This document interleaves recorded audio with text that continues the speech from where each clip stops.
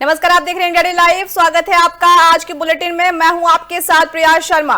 प्रधानमंत्री नरेंद्र मोदी ने असम के सांसदों से मुलाकात कर राज्य के विभिन्न हिस्सों में आई बाढ़ की मौजूदा स्थिति की समीक्षा की है।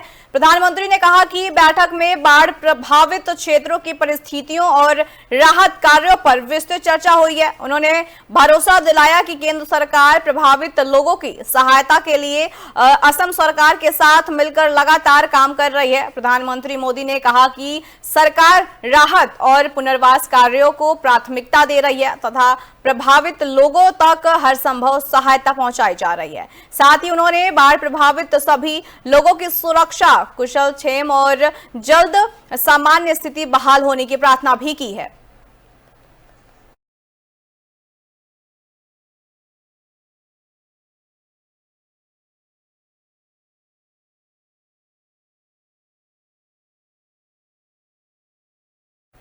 बढ़ते हैं अगली खबर की ओर। लोकसभा में पेपर लीक रोकने वाले संशोधन बिल पर चर्चा चल रही है। सपा प्रमुख अखिलेश यादव ने पेपर लीक मामले पर जमकर सरकार पर निशाना साधा है।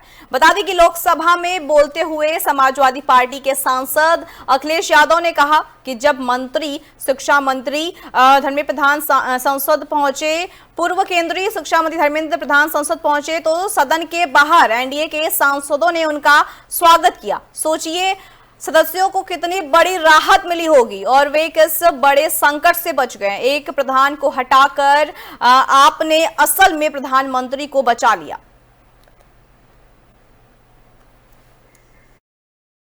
मंत्री जी लौटे हैं, मंत्री नहीं रहे, उसके बाद सदन के बाहर उनका स्वागत किया गया।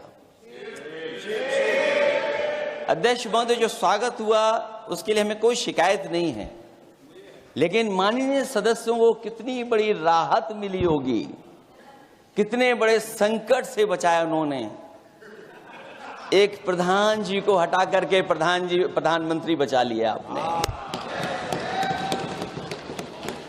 और ऐसा अध्यक्ष महोदय आंदोलन किसी ने नहीं देखा, जिस आंदोलन में नई पीढ़ी के लोग, कम उम्र के लोग निकल करके आ गए और जो नारे दिए गए।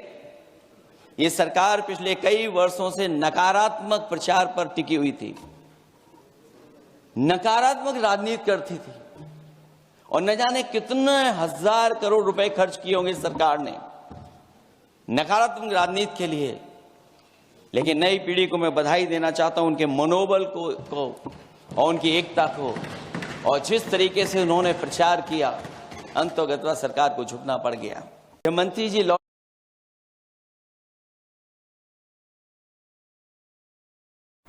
बढ़ते हैं अगली खबर की ओर। कांग्रेस सांसद गौरव गोगोई ने संसद में असम की बाढ़ का मुद्दा उठाते हुए केंद्र सरकार से राज्य के लिए विशेष राहत पैकेज देने की मांग की है। बता दें कि उन्होंने कहा कि बाढ़ में करीब 70 लोगों की मौत हुई है और प्रभावित परिवारों की मदद के लिए केंद्र को तत्काल कदम उठाने चाहिए।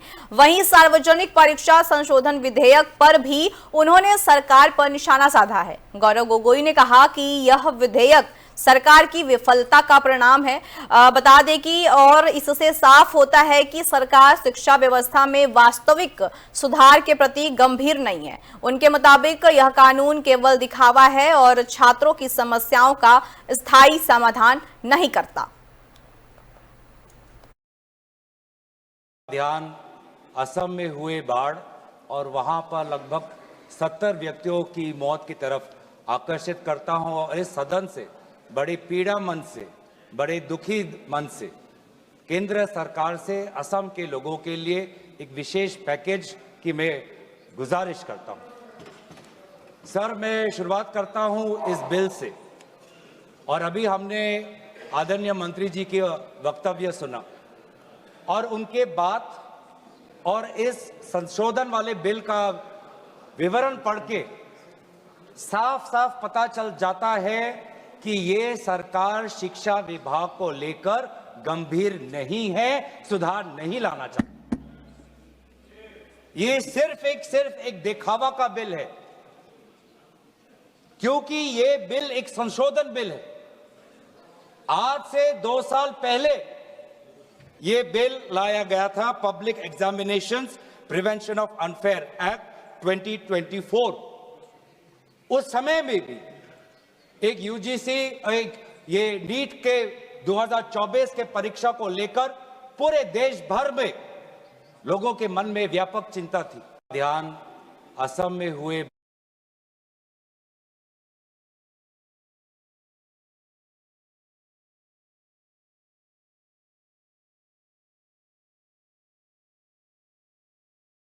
बढ़ते हैं अगली खबर की ओर। छत्तीसगढ़ के मुख्यमंत्री विष्णुदेव साय ने सार्वजनिक परीक्षा संशोधन विधेयक का स्वागत करते हुए कहा कि प्रधानमंत्री नरेंद्र मोदी की अध्यक्षता में केंद्रीय मंत्रिमंडल की सहमति के बाद यह विधेयक पेश किया गया है। उन्होंने कहा कि नए प्रावधानों के तहत भविष्य में पेपर लीक जैसी घटनाओं में दोषी पाए जाने वालों के खिलाफ सख्त से सख्त कार्रवाई सुनिश्चित की जाएगी, ताकि परीक्षा प्रणाली की पारदर्शिता और युवाओं का भरोसा कायम रहे।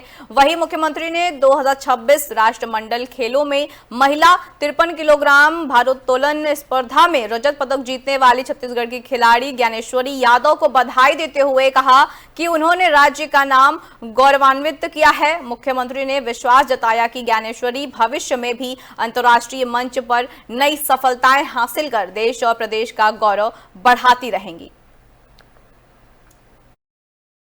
हाँ, तो बिल लाने की बात हुई थी और माननीय हमारे देश के यशस्वी प्रधानमंत्री जी ने कैबिनेट में भी फैसला किया था और वो बिल के रूप में आ रहा है। आने वाले समय में कोई भी पेपर लीक इस तरह से होगा तो दोषीदार लोगों के ऊपर कड़ी से कड़ी कार्रवाई का प्रावधान है।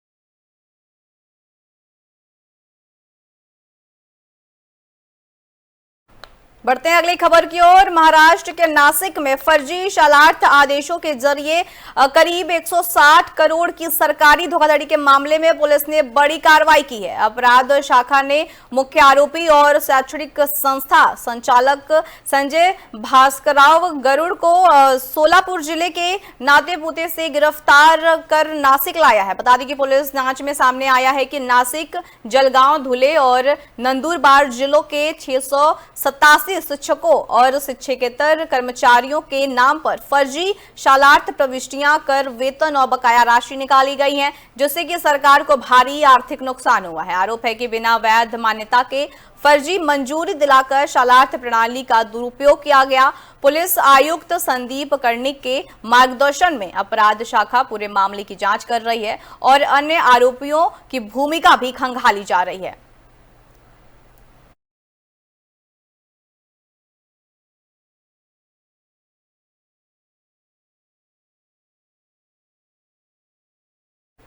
रुक करते अगली खबर की ओर। नागपुर में लगातार हो रही बारिश ने स्कूली बच्चों और अभिभावकों की मुश्किलें बढ़ा दी हैं। सोमवार निकास स्कूल के बाहर सड़क निर्माण के दौरान बना बड़ा गड्ढा बारिश के पानी से भर गया, जिससे कि स्कूल आने जाने वाले 250 से अधिक बच्चे प्रभावित हुए हैं। स्कूल के मुख्य प्रवेश द्वार के सामने जल भराव और कीचड़ के कारण हर दिन हादसे का खतरा बना हुआ है। अभिभावकों का कहना है कि छोटे बच्चों को सुरक्षित बाहर निकालने के लिए उन्हें गोद में उठाना पड़ रहा है। इलाके में स्थित सोमवार निकास और सोमवार खमला स्कूलों के कारण यहां पहले से ही भारी आवाजाही रहती है और बारिश के दौरान स्थिति और गंभीर हो गई है। बता दें कि स्थानीय लोगों ने प्रशासन से सड़क निर्माण कार्य जल्द पूरा करने, गड्ढे को तत्काल भरने और बच्चों की सुरक्षा सुनिश्चित करने की मांग की है।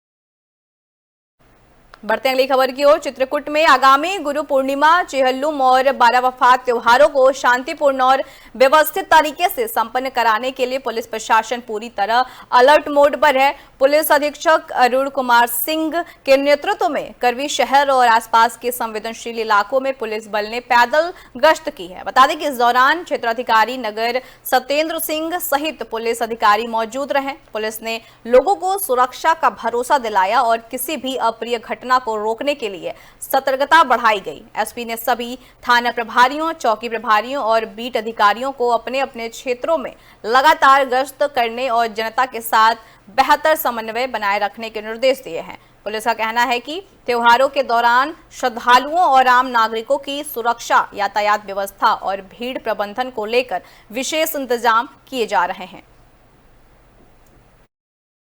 ये फूड पेट्रोलिंग डेली पुलिसिंग का पार्ट बन चुकी है। सभी थाने अपने क्षेत्र में करते हैं, अधिकारीगण अपना थाना क्षेत्र बदल के करते हैं। उसी क्रम में आज मैंने खुद सोचा जो फूड पेट्रोलिंग कस्बा करवी में हो रही है, आने वाले समय में त्यौहार भी हैं, सावन का पवित्र महीना भी है, इसी में चेहल्लुम भी है और बारह वफात भी है। ये सब देखते हुए तो सीनियर अधिकारी भी कभी क्षेत्र बदलते हैं तो सेंसिटिव क्षेत्रों में, तो इस जिला मुख्यालय का कस्बा, इस नाते मैंने सोचा कि पेट्रोलिंग पार्टी के साथ मैं स्वयं भ्रमण करूँ। ये फूड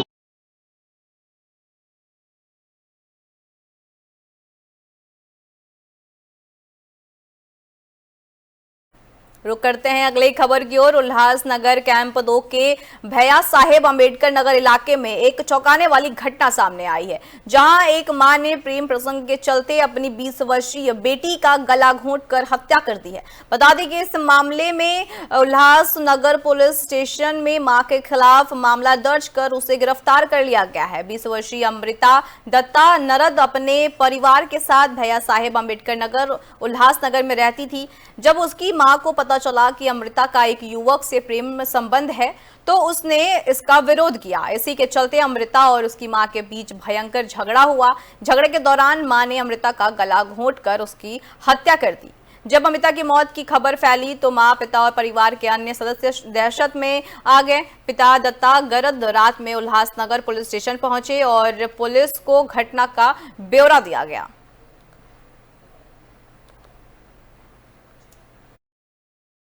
उल्हासनगर पोलीस स्टेशनच्या हद्दीमध्ये भैयासाहेब आंबेडकर नगर येथे एका मुलीचे शेजारीच राहणाऱ्या एका मुलासोबत प्रेम संबंध होते। ते प्रेम संबंध आईला मान्य नव्हते। नमूदच्या घटनेमध्ये आई आणि मुलीमध्ये रात्री 1:30-2च्या सुमारास भांडण झाले आणि त्या भांडणातून आईने मुलीच्या गळ्यावरील स्कार्फने मुलीचा गळा आवळून मुलीची हत्या केलेली आहे। घरात कोण कोण होतं? घरात त्यावेळी हॉलमध्ये आई आणि मुलगी होती आणि बेडरूम मध्ये मुलीचे वडील आणि तिचे 2 भाऊ झोपलेले होते। नक्की त्याच्यामागे काय म्हणजे हेच कारण आहे की दुसरं काय? नाही, हेच कारण आहे। मुलीचे प्रेम संबंध आईला मान्य नव्हते। त्या घटनेतून आईने रागाच्या भरात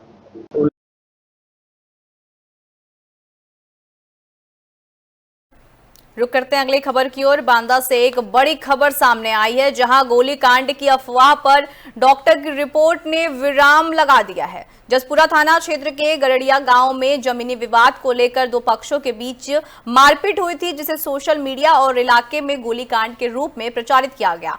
बता दें कि मामले की जानकारी मिलते ही पुलिस ने जांच शुरू की और डॉक्टर के बयान के आधार पर घटना की वास्तविक स्थिति सामने रखी।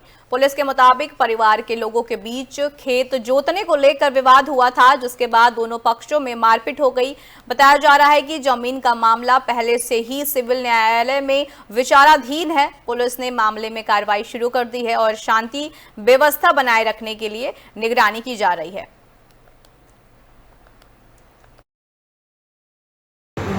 खेत में काम कर रहे थे तो गोली मार दिया। गोली मार दी किसने? दादा ने। दादा ने? क्या नाम है दादा का? महावीर। महावीर। किस वजह से झगड़ा हुआ था? जमीनी विवाद। जमीनी विवाद है, पारिवारिक है। दिनांक 27 जुलाई 2026 को ग्राम गरड़िया थाना जसपुरा के अंतर्गत पैतृक भूमि को जोतने को लेकर के पारिवारिक 2 पक्षों में मारपीट हो गई। सूचना मिलते ही त्वरित रूप से कार्रवाई करते हुए थाना पुलिस ने सभी घायलों को इलाज हेतु CHC भिजवाया, जहां दौरान इलाज डॉक्टर ने किसी भी प्रकार की फायर आर्म इंजरी होने से स्पष्ट मना किया।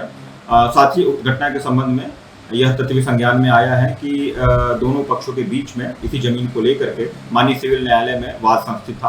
अपने क्षेत्र में काम कर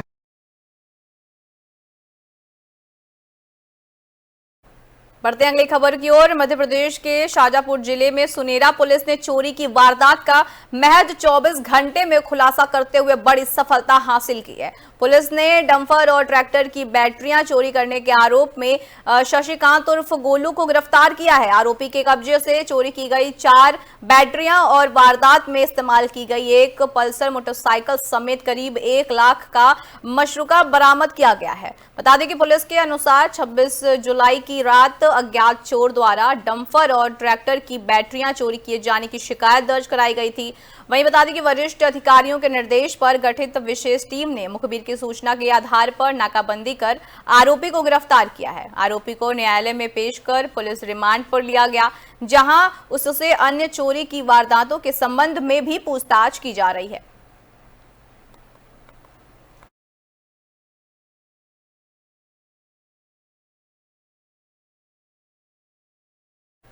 रुक करते हैं अगली खबर की ओर। बुलंदशहर के छतारी थाना क्षेत्र के गांव लालगढ़ी में वन विभाग की टीम ने 2 दिन की कड़ी मशक्कत के बाद मगरमच्छ का सफल रेस्क्यू किया है। बता दें कि मगरमच्छ पिंजरे से मुर्गा निकलने के बाद फरार हो गया था, जिसका वीडियो सोशल मीडिया पर वायरल हुआ था। खबर सामने आने के बाद वन विभाग सक्रिय हुआ और खुर्जा वन क्षेत्राधिकारी आदित्य सिंह के नेतृत्व में अभियान चलाया गया। मगरमच्छ पकड़े जाने से ग्रामीणों ने राहत की सांस ली। वन विभाग ने लोगों से अपील की है कि इस तरह का कोई भी जंगली जानवर दिखाई दे तो तुरंत सूचना दे।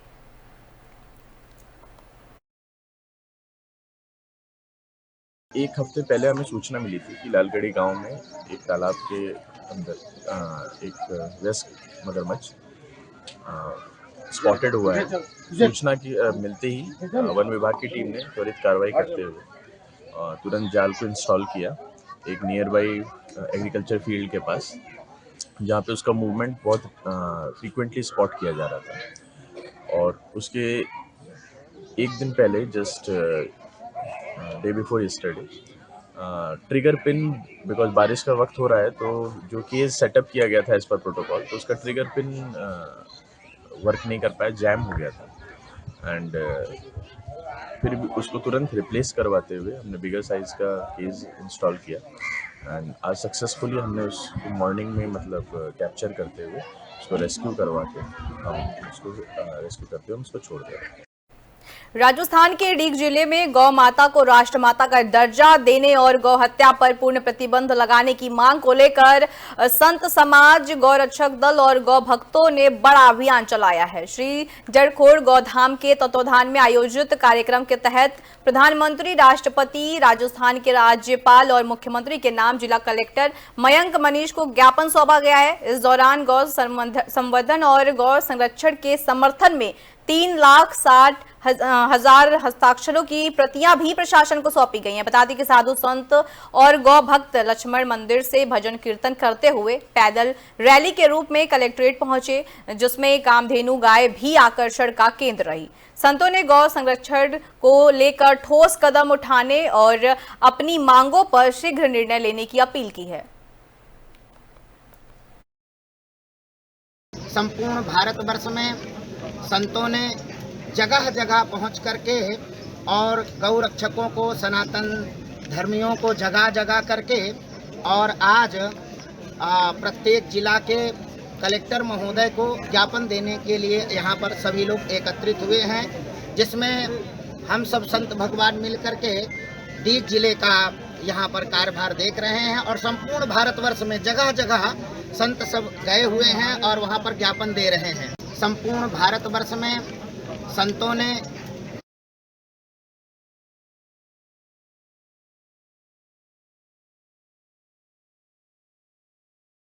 बढ़ते हैं अगली खबर की ओर। उन्नाव में श्रावण मास और कांवड़ यात्रा को देखते हुए खाद्य सुरक्षा एवं औषधि प्रशासन विभाग ने लखनऊ कानपुर हाईवे स्थित ढाबों और रेस्टोरेंटों पर सघन जांच अभियान चलाया है। बता दें कि निरीक्षण के दौरान जनता ढाबे में शाकाहारी और मांसाहारी भोजन एक ही बर्तन में तैयार किए जाने सहित कई गंभीर अनियमितताएं सामने आई हैं, जिसके बाद विभाग ने ढाबे का संचालन तत्काल प्रभाव से बंद करा दिया है। टीम ने पनीर, बेसन और चाय पत्ती के नमूने जांच के लिए प्रयोगशाला भेजे हैं। वहीं फैमिली ढाबा एंड रेस्टोरेंट में भी खाद्य मानकों के उल्लंघन, रेट लिस्ट और पंजीकरण प्रमाण पत्र प्रदर्शित न होने पर नोटिस जारी किया है। बता दें कि सहायक आयुक्त प्रियंका सिंह ने कहा कि जांच रिपोर्ट के आधार पर कानूनी कार्रवाई की जाएगी और कांवड़ यात्रा समाप्त होने तक होटल, ढाबों और अन्य खाद्य प्रतिष्ठानों की नियमित जांच जारी रहेगी।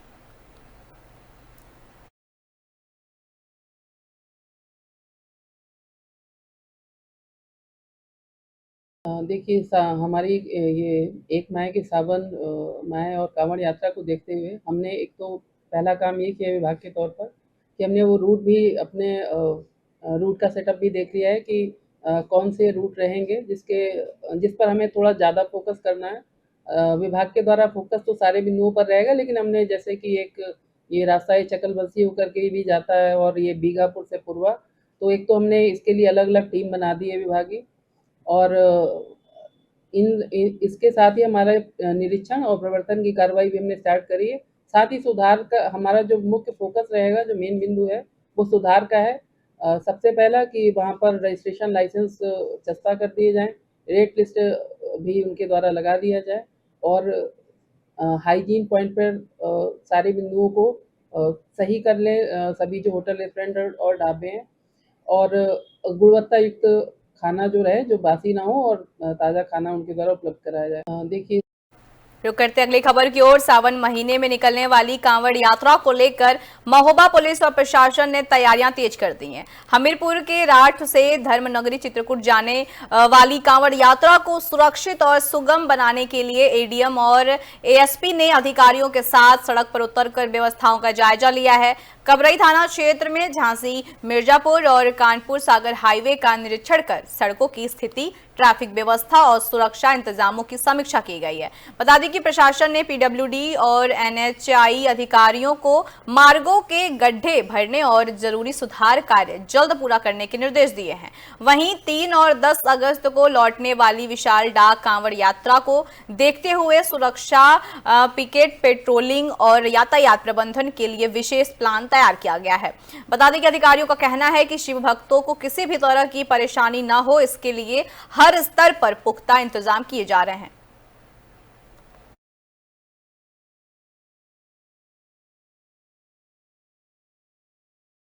अभी श्रावण मास में डाक कावड़ महोबा में राठ से 2 आएंगी, इनकी सूचना प्राप्त हुई है।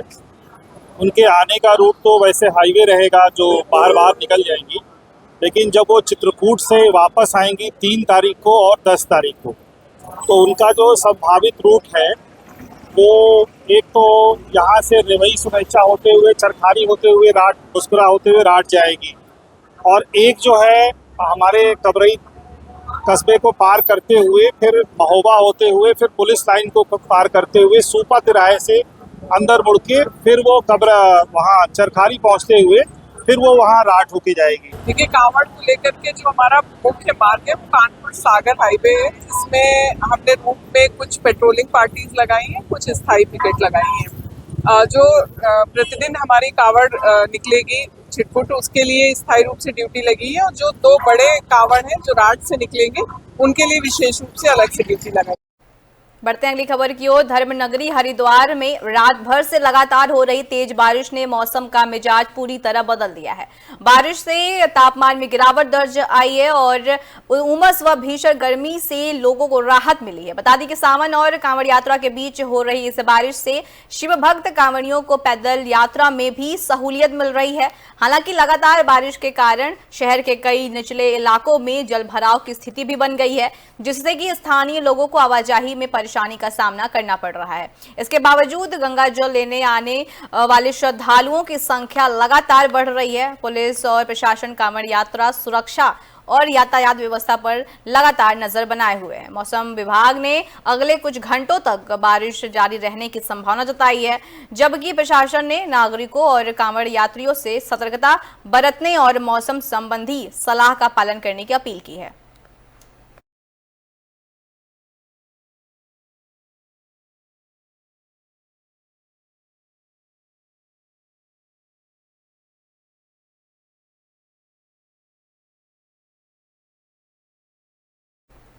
बढ़ते हैं अगली खबर की ओर। विश्व हेपेटाइटिस दिवस के अवसर पर महाराष्ट्र के धुले में पुराने जिला अस्पताल की ओर से वायरल हेपेटाइटिस के प्रति लोगों को जागरूक करने के लिए भव्य जन जागरूकता रैली निकाली गई है। रैली के माध्यम से नागरिकों को वायरल हेपेटाइटिस के लक्षण, कारण, बचाव के उपाय, टीकाकरण और समय पर जांच व इलाज के महत्व की जानकारी दी गई है। बता दें कि जिला civil surgeon doctor Ravindra Sonawade ने कहा कि वायरल हेपेटाइटिस एक गंभीर बीमारी है, लेकिन समय पर जांच और सही उपचार से इसे प्रभावी ढंग से नियंत्रित किया जा सकता है। उन्होंने नागरिकों से धुले के पुराने जिला अस्पताल में उपलब्ध मुफ्त जांच, दवा और उपचार सुविधाओं का लाभ उठाने की भी अपील की है। इस अभियान में डॉक्टरों, स्वास्थ्य कर्मियों, नर्सों और विभिन्न सामाजिक संगठनों ने भी भाग लिया और शहर के प्रमुख मार्गों पर रैली निकालकर लोगों को स्वास्थ्य के प्रति जागरूक किया गया। सर्वांना सप्रेम नमस्कार। मी डॉक्टर रवींद्र प्रकाश सोनवणे, जिल्हा शल्य चिकित्सक, जिल्हा रुग्णालय धुळे।